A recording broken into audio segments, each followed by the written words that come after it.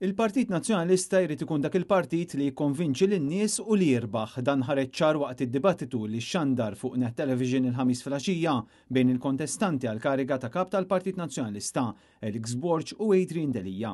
Biż-żewġ kandidati waslu l-idejat tagħhom u dawk illi fil-fema tagħhom huma l-aqwa proposti li se jħallu l-ġid tal-pajjiż. Waqt id-dibattitu li tmexxa mill-preżentatur Dione Borg, Alex Borg u Adrian Delija kellhom l-opportunità kollha jispjegaw fid-dettall dak li jridu jwettqu la darba jiksbu l-fiduċja tat-tesserati fis-6 ta' Settembru li ġej. Alex Borg insista li l-Partit Nazzjonalista għandu bżonn kap li jirbaħ il-qlub tan-nies u li jibni l-pontijiet. Għandna bżonn kap illi jibni l-pontijiet. Jibni l-pontijiet ma dawk in-nies illi tlifna, ma dawk in-nies illi sar ġurnata tal-lum ma jivvutawniex. Għandna bżonn kap illi jirbaħ il-qlub u l-imħuħ tan-nies. Għandna bżonn kap illi jibni l-pontijiet mal-ġenerazzjoni żagħżugħa. Għandna bżonn kap illi jilħaq dawk in-nies illi llum iħossuhom orfni mill-politika, illi llum jappartjenu ma dak it-tielet partit qed insejjaħlu jiena illi ma jivvutawx. Adrian Delija insista li l-partit għandu bżonn jirbaħ biex fl-aħħar mill-aħħar jagħmel il-ħajja tan-nies aħjar. Il-partit għandu bżonn jirbaħ. Għalhekk jiena t-tema tiegħi kienet illi rridu nirbħu.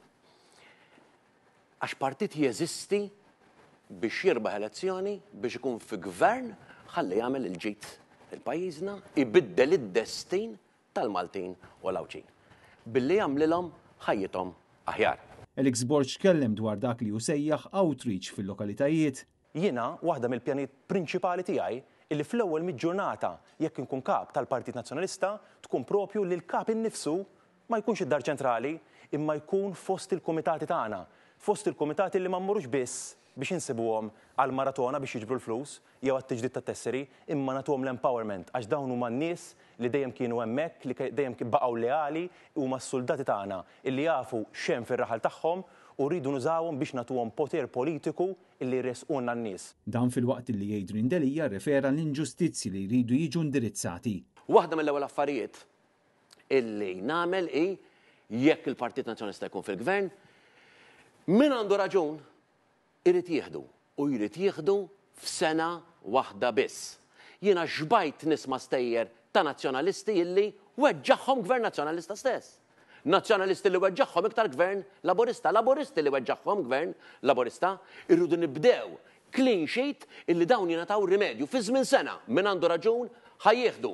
U jekk din l-aġenzija imwafqa bliġi iddum iktar minn sena, ir-raġun tieħdu xorta. U allura dawn il-proposti din il-kjarezza li aħna waslu l-messaġġ tkun dik illi n-nies jarġgħu jibdew jieħdu il-fiduċja fil-politika mal-Partit Nazzjonalista. Fuq kollox iż-żewġ kandidati tkellmu fit-tul fuq l-importanza li l-Partit Nazzjonalista jikseb il-fiduċja tan-nies.